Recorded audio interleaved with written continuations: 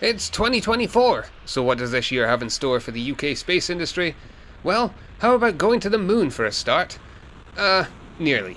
But after the start we had to 2023, we'll at least take getting to space as a small victory. So there.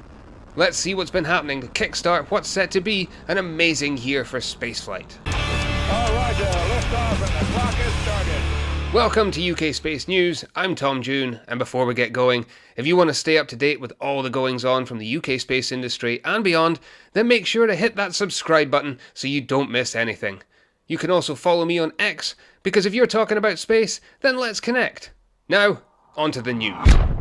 If 2023 was the best year ever for the UK space industry, then 2024 is set to be the best year ever for the UK space industry, with first launches expected from Saxavord, hopefully a launch by Skyrora, and projects from satellite manufacturers aplenty. But we start with something stateside. In the early hours of Monday the 7th of January 2024, ULA launched their brand new Vulcan Centaur rocket from Cape Canaveral in Florida. Yes, after much delay, ULA's newest rocket finally took to the skies, powered by Blue Origin's BE-4 engines and the side boosters, and boy was it worth the wait. Just look at those incredible colours from the rocket exhaust. On board this launch was the first of NASA's commercial lunar payload services moon lander, the Peregrine 1, built by American company Astrobotics.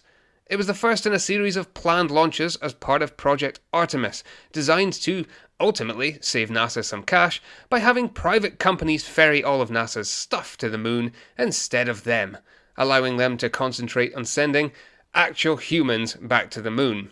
Unfortunately, while the Vulcan worked like a charm, the Peregrine spacecraft had its wings clipped not long after. More on that in a minute.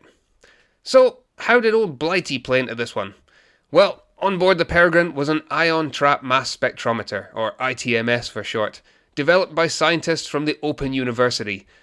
It was designed to study the moon's exosphere, specifically ion particles, measuring the composition of the exosphere during daylight and looking for trace elements of water to understand how water vapor travels across the surface. Contrary to popular belief, the moon does actually have an atmosphere, albeit a very thin, low-lying one, and seeing as every spacefaring nation is trying to replicate the Amundsen Scott race to the Antarctic on the moon right now, it's another in a line of instruments designed to look for signs of water at the lunar South Pole. Also on this trip, as part of the UK contingent, was a little payload by our very own Astro Liz. Yup, she has a sticker flying in the DHL Moonbox.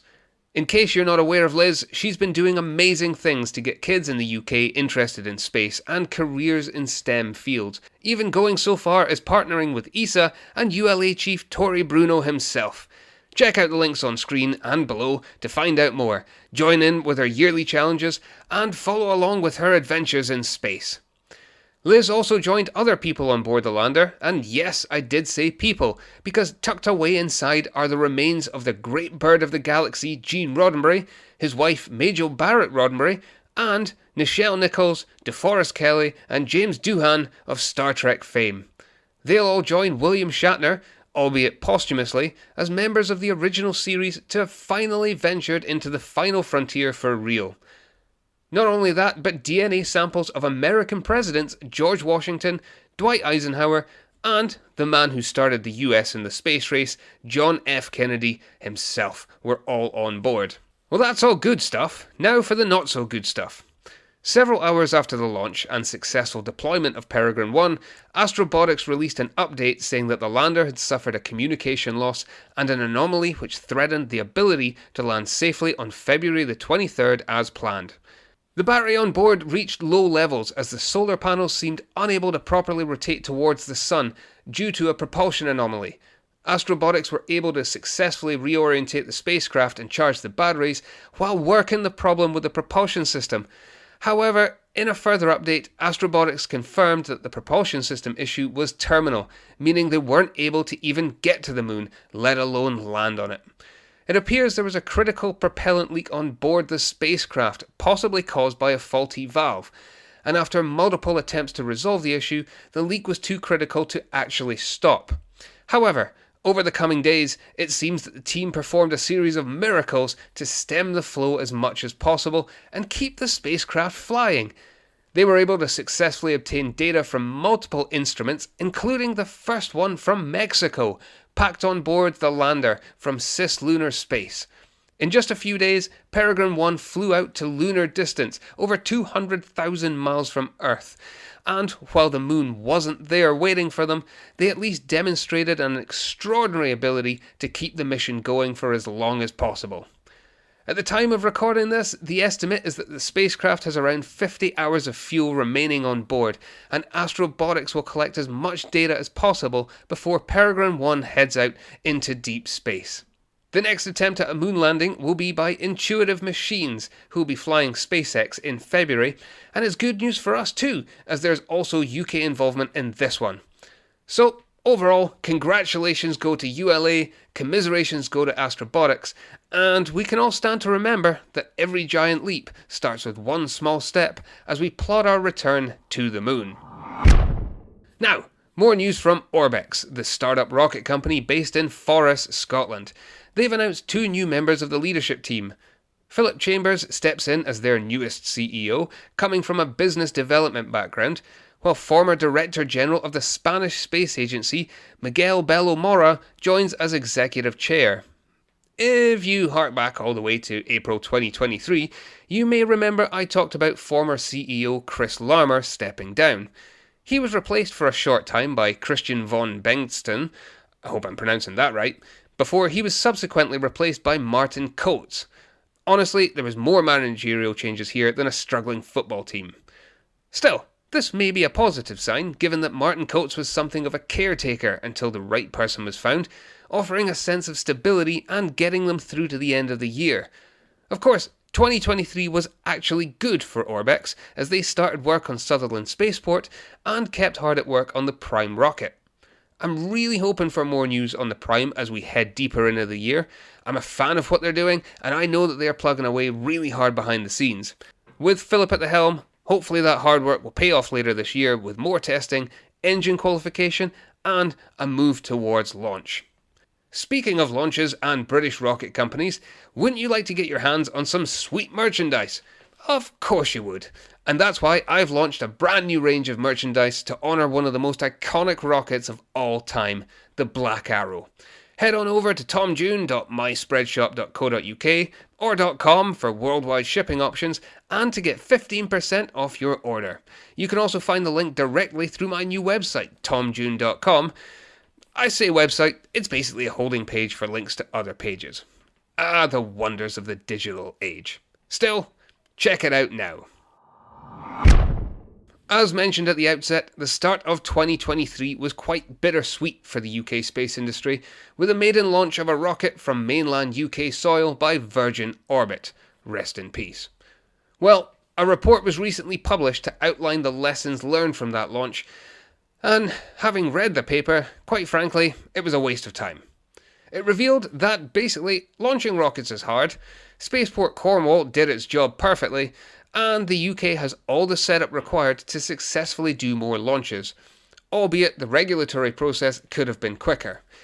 Yeah, it's basically everything that us spaceflight commentators and fans have been saying all last year, but hey, now it's in a nice typed format, so there you go. Ultimately, however, if we can keep the funding going, keep the public interest peaked, and all work towards the overall goal of UK payloads launched on UK rockets from UK spaceports, then there's no reason whatsoever why we can't become a powerhouse for small to medium capacity launches.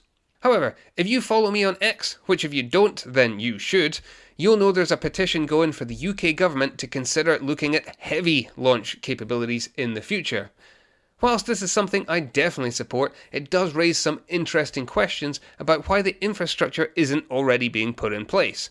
This is something I'm going to cover in more depth in a future video, but for now, I'll ask you to follow the link below and put your signature on the petition. Quite frankly, if all it does is show the government that we're passionate about and invested in the UK space industry, then that can only be a good thing. This is a capitalist state after all, and where there's interest, there's money to be made. It's an industry that will be worth billions to the UK economy over the next few decades, and honestly, Britain needs all the money it can get right now. Seriously, does anyone have a spare change for a loaf of bread? Now, In some more incredible science coming out of Scotland, a team at the University of Glasgow have built and test-fired a new version of their autophage rocket engine. A previous version was built in collaboration with the University of Dnipro in Ukraine and test-fired in 2018, which utilised solid propellants. However, this new design, named the Orbex 3, sees an old-school mix of liquid propane and liquid oxygen fired in a conventional manner through a combustion chamber, while also using the waste heat from the combustion itself to melt an inner wall of polymer plastic lining the fuselage. This molten plastic is then fed into the propellant mix and ultimately serves as an additional source of propellant in and of itself. The main key advantage here is that by literally burning a portion of the rocket body, the overall mass of liquid propellant required to be stored at liftoff would be reduced, thereby allowing for an increase in payload mass. It's a concept that dates back to the 1930s, but has only recently been tested in depth and with a measure of success. The Orbex 3 was able to produce 100 newtons of thrust, which was shown to be scalable, as well as thrust controlled and, crucially, stable in operation. The team actually performed 5 test firings to show this, and they will now aim to produce a full working launch vehicle to demonstrate the autophage engine's ability to carry out a full launch and get to space. As High Impulse and others are also advancing hybrid rocket designs, this is yet another example of forward thinking and advancement in rocket technology. Finally, I leave you with this incredible image captured from one of Alba Orbital's recently launched Unicorn 2 Pocket CubeSats in what's being called the smallest Earth observation satellite ever launched. Amazing work from everyone there. Let me know what you thought about this week's news in the comments below, and while you're there, give the video a little like and subscribe if you haven't already. Thanks so much for watching, and I'll see you in the next video.